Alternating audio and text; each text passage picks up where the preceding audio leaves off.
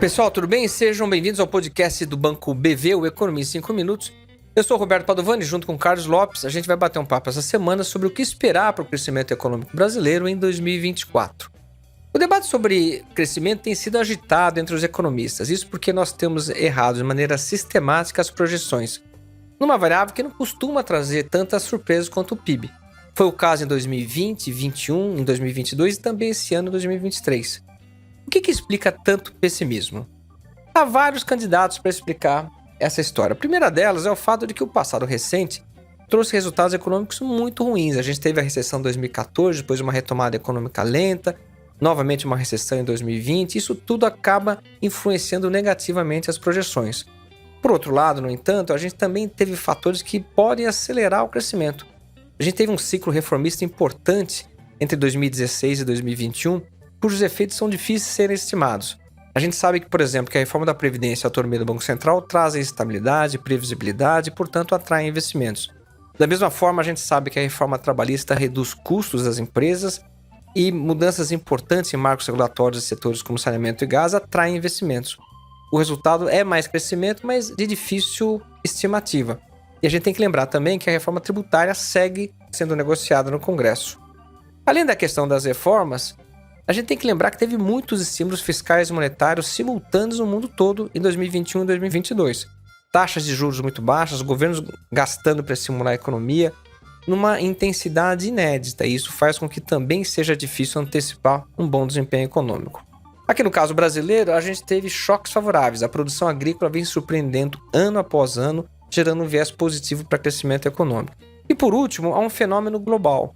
O mercado de trabalho está apertado no mundo todo. Com taxas baixas de desemprego, os salários sobem e, portanto, estimulam o consumo e crescimento. Portanto, a gente teve um passado recente com resultados muito fracos, reformas que são difíceis de serem estimadas, mas favorecem crescimento, muitos estímulos fiscais e monetários no mundo, choques favoráveis e um mercado de trabalho apertado. Tudo isso compõe um quadro aí de surpresas positivas. Mas será que isso prevalece em 2024? Pois é, esse começo de ano ele foi muito positivo, ajudado principalmente por dois fatores. O primeiro foi o agronegócio, né, uma produção excepcional que ajudou a impulsionar o crescimento principalmente no primeiro trimestre. E depois um crescimento também muito expressivo da renda do trabalho, da própria criação de vagas, então um mercado de trabalho muito aquecido, e isso ajudou a sustentar a economia nessa primeira metade do ano. Olhando para frente, esses dois fatores já não têm esse mesmo impulso. A safra agrícola ela deve continuar sendo muito boa, mas sem ter um crescimento muito expressivo em relação à safra desse ano, que também foi excelente. O mercado de trabalho não vai mal, mas ele mostra alguma estabilização, ainda que em níveis muito bons, né? O mercado de trabalho ainda é muito aquecido, mas alguma estabilização. Portanto, esses dois fatores já não contribuem nessa mesma intensidade para o crescimento econômico. Por isso, essa segunda metade do ano, terceiro e quarto trimestres, a gente pode inclusive ver aí dois números negativos do PIB em ambos os trimestres. Agora, a história de 2024, ela fica mais complicada. De um lado, a gente tem de fato esse enfraquecimento da economia, que a gente já começa a ver nos indicadores, resultado dessa falta de impulso, né, do mercado de trabalho, do agro, e pesando ainda ao nível elevado das taxas de juros. Mas ao longo do ano que vem a gente tem um processo ainda para acontecer grande de corte de juros, né? E esse corte de juros e estímulo ao mercado de crédito, principalmente, deve ajudar a contrabalancear em partes aí esse impacto de desaceleração econômica. A política fiscal, né, as transferências de renda do governo que também ajudaram o crescimento esse ano, não devem ter uma desaceleração forte no ano que vem. A gente não está falando de uma reversão rápida aí de superávit primário, de cortes de despesas.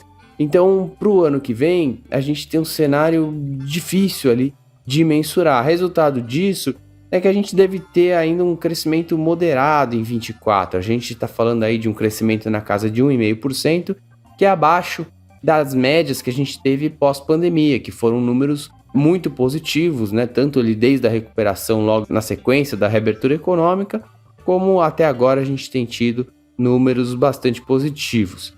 A surpresa positiva que pode vir é se justamente essas reformas que aconteceram até aqui nos últimos anos continuarem tendo um efeito acima do esperado, mantendo o mercado de trabalho mais aquecido, uma produtividade maior do trabalho nos diversos setores, e isso ajudando aí a gente ter números melhores de PIB. Senão, a gente deve ter um resultado moderado de crescimento no ano que vem. Tá certo, pessoal? Obrigado por mais esse episódio. Até semana que vem. Um abraço.